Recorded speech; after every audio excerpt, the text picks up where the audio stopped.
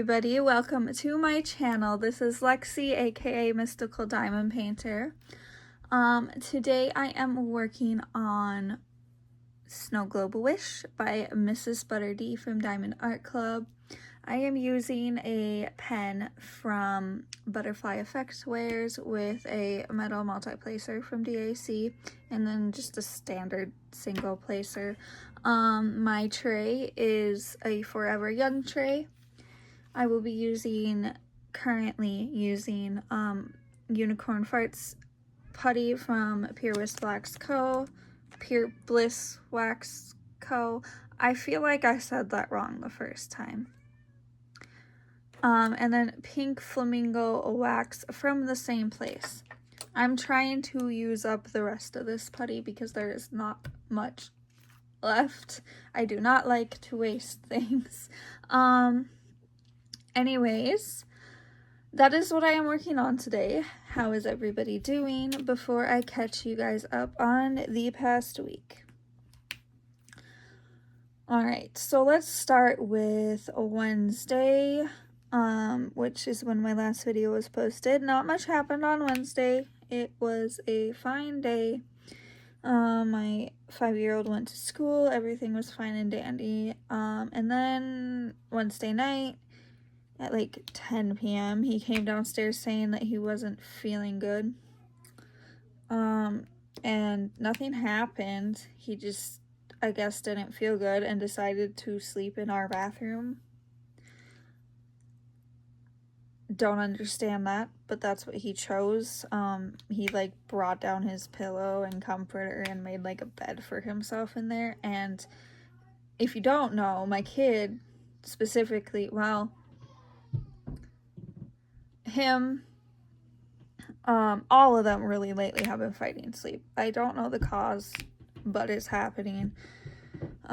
So he was willing to just go to sleep and he just fell asleep and I just didn't want to fight it. So I didn't fight it. I didn't make him go to his bed. I just said, okay, you're not directly on the floor. You have a pillow. You're okay. If you hear crying at all in the background, it's my kids are playing upstairs, and I've learned that they just like to randomly cry lately. They're not hurt. They just like to pick on each other, and they're very sensitive, okay? Like, you can just say, my 3-year-old, well, he's 4 now, my 4-year-old, for example, you can just call him by his nickname, which isn't even bad. It's just JJ, because it's his initials. And if you call him by anything other than his first name, he will cry. They just cry over everything lately. They're very sensitive lately. I think it's got a lot to do with their dad working out of town. I think that's a part of their sleep fighting too, is their dad is out of town. So we're figuring it out. So if you hear random crying or screaming, they're just playing upstairs or picking on each other. There's only so much I can do to get them to stop. They're just going to continue. They're 5 and 4, and my 8-year-old is resting, and then there's the baby, but she's napping. So anyways, also you might hear my dog snore in the background too, because he chose to came down here to get away from the chaos upstairs. So anyways, they're up playing in their bedroom, and I am diamond painting. So Thursday, he stayed home just to play it safe. He was fine. Nothing happened. I sent him to school Friday. Friday, school was good. He said he had a good day. All was fine and dandy. My husband came home on Friday, because he's home Friday evenings through Sunday evenings. And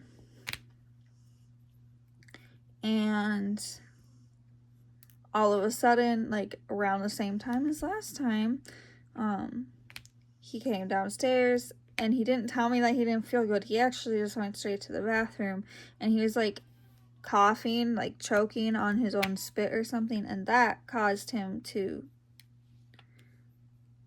get sick, which was not great for me. I have a little bit of an issue, which sucks as a mom. I have a little bit of an issue specifically with throwing up. So sometimes, I've been getting better about it, but sometimes it still sends me into a bit of a panicked state, but I got through it. I was fine. What was actually worse than him getting sick, because he can kind of handle it on his own now. Like, I comforted him, obviously, but I don't need to hold anything up to him or anything like that. What really got to me was that my daughter was screaming because she wanted to be fed at that exact time. My 4-year-old decided that he all of a sudden needed an extra snack for bedtime, and they were both being very demanding of me. And my husband was not currently inside the house because he was outside letting our dog out, and he can't just like leave our dog outside by himself, because even though he has like a leash and stuff, we just don't like trust it. You know, not a leash, like a chain, like not one of those plastic chain things. I don't know what they're called. That like it screws into the ground with a metal part, and then it's like a long leash, but not really. It hooks up to the ground thing, and then his collar. Anyways, he has one of those. It's like a chain, but not made out of chains. But we don't leave him outside alone on it. We monitor him, and part of that's because our dog does randomly have like seizures and stuff. So we're getting care for that, but it's still like he does randomly have seizures, so we don't like to leave him outside alone, because if he has one, we want to be there to like help him. Anyways, so all of that was happening all at once. My 8-year-old was not home at that point. He was actually still visiting my parents. So anyways, that was all fine, whatever. He got through it. He decided to sleep in the bathroom again, no surprise. And that time I let him because he did actually get sick, and I figured, you know, if he got sick again, it would be easier, like in his sleep, be easier to clean it up in the bathroom than it would upstairs in their carpeted bedroom. So he stayed there, and it was all fine and dandy. And then Saturday, he was totally fine. I mean, we made him eat like bland foods just to be safe, but he was fine. And then I went in the afternoon to go get our 8-year-old from my parents' house. So now they're all home, and everything has been fine for the most part until nothing really happened on Sunday. But Monday I woke up feeling like absolute just trash. Body aches, cramping, some chills, but I didn't get like actually sick or anything. I think it might have been my endometriosis acting up, because my flares have been getting worse and worse. I am on the wait list. I'm on the wait list for appointments at Mayo. Like, I'm accepted as their patient, but they're booked through January, so they're waiting for February and March calendars to open up to schedule me for appointments. So anyways, I think it was a flare. It was a really, really bad one, and I was like literally just bedrotting for the past 3 days, and that is why my video, which normally my WIP Chats I plan to have up on like Wednesdays, my video's a day late because I was just not okay. I'm still cramping a little bit, but my whole body doesn't hurt from it. Like, the inflammation or whatever it caused that made my whole body hurt calmed down. If you didn't know, endo is like kind of it's posed as just a reproductive condition, but it's not. It's lining that is a lot like reproductive lining, but it's not. There's been more research on it, just still not enough research on it, because there's like no cure, and it sucks, and I have to have surgery again, which sucks. It can spread. We don't know how bad mine's gotten, because it was left untreated for the past 10 years. I had surgery in my junior year, my senior year, and then my freshman year of college. So 3 years back to back, I had surgery for it. And I had laparoscopic surgery, and they did lasering. I can't remember the medical term for what it's called, but they like lasered off the endometriosis. But I have since learned, since I'm done having kids and stuff, I decided to look into it again, that I'm ready to have surgery for it again, to help me basically be able to take care of my kids better and not have constant bad flares. I have since learned that the laser ablation, that's what it is, that's not like the gold standard at all for endometriosis surgery. In fact, excision is, because excision, you actually like go down to like the root of where the endo is growing versus just lasering the surface layer off. And each surgery that I had in the past, like, it came back worse and worse, and spread more. I actually had to have my appendix removed because of it, which, I mean, that's fine. The appendix often just is there and sometimes ruptures, which isn't good, so I guess I don't have to worry about my appendix rupturing since it no longer exists.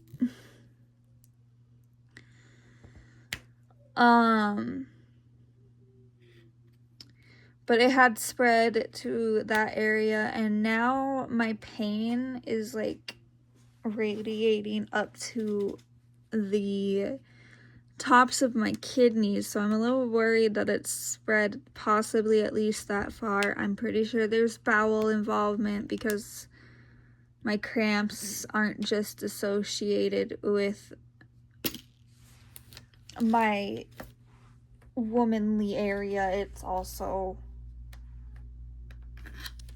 just cramps all over my abdomen. So we will see. I have to have an MRI. I have to, not an, was it an MRI? I have to have some type of scan. I think it might have been an MRI or maybe a CT or something. And then I have to meet with pain management. I have to meet with a pelvic floor specialist, and then I have to meet with the actual doctor, and I probably have to get lab work done. And I think they're gonna try and get that all scheduled like on the same day, because I live like 6 hours, maybe more, from Mayo. So it is what it is. It's gonna be fun traveling again and being in a car forever again. Okay, I am back. I had to take a quick pause. One of my kids came down to talk to me. So anyways, just gonna grab the next color here.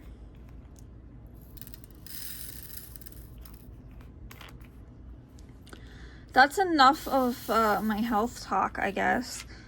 So yeah, I was in bed with a flare for a few days, hence my video being late. Now, that did affect my kid being able to go to school on Monday, because my husband was out of town. I was so weak I could barely walk around, let alone drive him to school, and they don't have a busing system here. Well, they do, but not for his specific school. So he stayed home that day, and then Tuesday was Veterans Day, so he didn't have school that day. because school was just not in session that day. And then yesterday he went to school, but he was 2 hours late because this kid has been refusing to go to school, and I think that also probably has to do with his dad not being home, because he associates school with his dad not being home because his dad is out of town during the week when school is in session. So I got him there yesterday, ironically telling him that if he didn't go, he was gonna miss the lunch at school, is what motivated him, which is funny because I would have fed him at home, obviously, but he likes school lunches, which is, I mean, kids like school lunches, I guess. So I got him there yesterday. Today I did not. Today he refused so hard. He was refusing bed so hard last night. So I called the school this morning after trying for like well over an hour, okay, to get him to go. And I was like, listen, can you have either a school counselor or the school social worker or somebody call me to give me ideas on how to get this child of mine to stop refusing. I obviously used his name and stuff like that, not this child, but so I'm waiting to talk to them because I'm gonna try again tomorrow. Hopefully I can get him to go. I just don't know what to do anymore. His older brother, his 8-year-old brother, is homeschooled. Now, I know that I could just homeschool him too, okay? But the kid likes to socialize. My 8-year-old son does not necessarily care. My 8-year-old son is autistic, and while there are plenty of great schools out there that suit his needs, we don't live by any of them. So that's why he's homeschooled. Whereas we don't know. I mean, maybe his brother, his 5-year-old brother, is too. Hard to say. We don't know. He's on the waiting list. The waiting list for that type of thing is long, so we don't know. But he does like to socialize, and I'm aware, well, just bring him to the park if you homeschool, you know, whatever. Yeah, that's great, except it's about to be winter here, and I live in one of those states where it gets extremely cold. So I can't always bring him to the park in the winter. In fact, part of the winter is just spent indoors most of the time because it gets so cold here that even being all bundled up, frostbite is still a concern. And while I can get him and I can get his older brother and even their younger brother all bundled up really, really, really, really good, their sister is only going to be a year old this month. Her birthday is actually next Friday. And I don't like the thought of just having her outside when it's that cold out. So we will see. I'm hoping I can get him to go tomorrow. And if I can, I'm gonna go in with him and I'm gonna talk to the people. Well, I'm gonna talk to the office and be like, hey, I just really need like to figure out how to get him to go, or I need to know if it's just better off to homeschool him too. Like, I don't know what to do here. Like, if they think that it might be just best for him, well, they probably wouldn't think that. They don't necessarily even, they understand that I know what's best for my kids most of the time, but my husband really wants him to stay in school. He is worried it would be too stressful for me to homeschool both of them. But honestly, sometimes it's more stressful to fight him to get to school. So it's kind of a double-edged sword right now.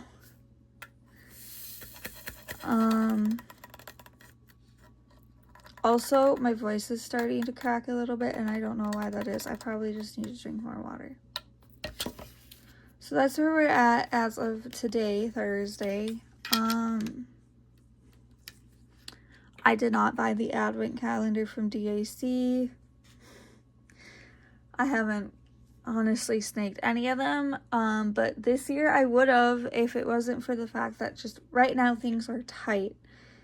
As you all know, we just had the unexpected trip for my mother-in-law's funeral, and that kind of ate into any fun money for the month, really.